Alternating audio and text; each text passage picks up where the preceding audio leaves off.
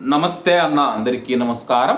Kuwait ఉప ప్రధానమంత్రి Sheikh Fahad all Yusuf గారు ఎవరైతే కువైట్కు వస్తూ ఉన్న ప్రవాసులు ఉన్నారో వాళ్ళ కోసం కొత్త ఫ్రీలాన్స్ వీసాను తీసుకుని వస్తూ ఉన్నట్లు ప్రకటించారన్నమాట.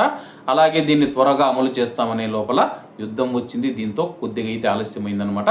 మరి ఈ యొక్క ఫ్రీలాన్స్ వీసా గురించి తాజాగా ఒక అప్డేట్ అయితే వచ్చింది.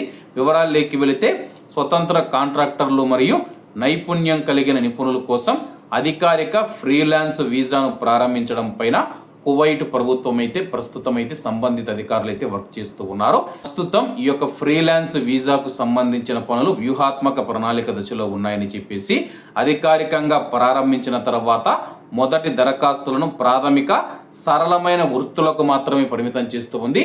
ప్రస్తుతం వీసా ప్రారంభించిన తర్వాత కొన్ని వృత్తులకు మాత్రమే ఇది పరిమితం చేస్తామని చెప్పి రాబోయే రోజుల్లో ఇది విజయవంతమైతే కానీ మిగతా వృత్తులు ఏవైతే ఉన్నాయో కువైట్లో పనిచేస్తూ ఉన్న వివిధ రంగాల్లో విస్తరిస్తామని చెప్పి అధికారులు తెలుపుతూ ఉన్నారు.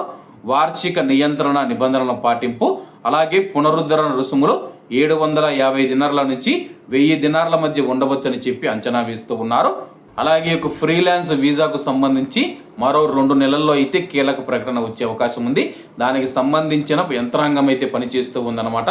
ఫ్రీలాన్స్ వీసాలు ఏ వర్గాలకు ఇవ్వాలి, అలాగే ఎలా అమలు చేయాలి, ఇది విజయవంతమైన తర్వాత మరిన్ని రంగాలకు మరిన్ని వృత్తులకు దీన్ని విస్తరించాలని చెప్పి చూస్తూ ఉన్నారనమాట. అలాగే 750 నుంచి 1000 దినార్ల మధ్య అన్నారు కాబట్టి ఏ రంగానికి ఎంత రుసుము విధించాలని కూడా అయితే అధికారులు అయితే దీనిపైన అయితే అధ్యయనం చేస్తూ ఉన్నారు. ఈ యొక్క యుద్ధం తొందరగా ఆగిపోతే కానీ దీనిపైన స్పష్టత వచ్చే అవకాశం ఉంది. రాబోయే 2 అమల్లోకి వచ్చే అవకాశాలు ఉన్నాయని చెప్పేసి స్థానిక మీడియాలో అయితే కథనాలు వస్తూ ఉన్నాయి.